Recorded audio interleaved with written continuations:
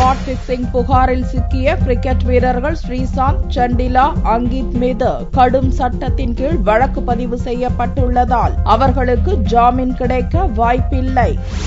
IPL spot பிக்சிங்கில் ஈடுபட்ட Rajasthan Royals அணியின் பவுலர்கள் ஸ்ரீசாந்த், அங்கித் சவான், அஜித் சண்டிலா மற்றும் முன்னாள் வீரர்கள் அமித் குமார் சிங், அமித் குட்டேவார், பாபுராம் யாதவ் மற்றும் புரோக்கர்களை டெல்லி போலீசார் கடந்த மாதம் கைது செய்தனர். நீதிமன்ற காவலின் கீழ் டெல்லி திகார் சிறையில் இவர்கள் அடைக்கப்பட்டனர். அனைவரது நீதிமன்ற காவல் முடிந்ததால் செவ்வாயன்று டெல்லி சாகித் நீதிமன்றத்தில் ஆஜர்படுத்தப்பட்டனர். அப்போது ஸ்ரீசாந்த் உள்ளிட்ட வீரர்கள் புரோக்கர்களுக்கு எதிராக மகாராஷ்டிரா திட்டமிடப்பட்ட குற்றத்தடுப்பு சட்டத்தை புதியதாக சேர்த்திருப்பதாக நீதிபதி லோகேஷ் குமாரிடம் டெல்லி போலீசார் தெரிவித்தனர். நிழல் உலக தாதா தாவூத் இப்ராஹிம், அவனது கூட்டாளி சோட்டா சக்கீல் ஆகியோரது சட்டவிரோத காரியங்களுக்கு உடந்தையாக இருந்ததால் இச்சட்டத்தை பயன்படுத்தியதாக டெல்லி போலீசார் விளக்கம் அளித்தனர். அதை கேட்ட நீதிபதி ஸ்ரீசாந்த் உள்ளிட்டோரின் நீதிமன்ற காவலை ஜூன் 18ஆம் தேதி வரை நீட்டித்து ஸ்ரீசாந்த் ஜாமீன் மனுவை தள்ளுபடி செய்தார்.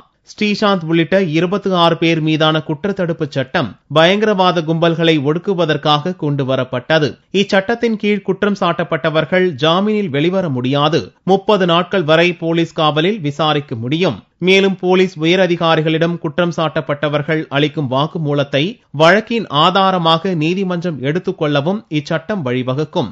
ஆனால் ஸ்ரீசாந்த், அங்கித் சவான், அஜித் சண்டிலா மற்றும் முன்னாள் ரஞ்சி வீரர்கள் புரோக்கர்களுக்கு சிக்கல் அதிகரித்துள்ளது.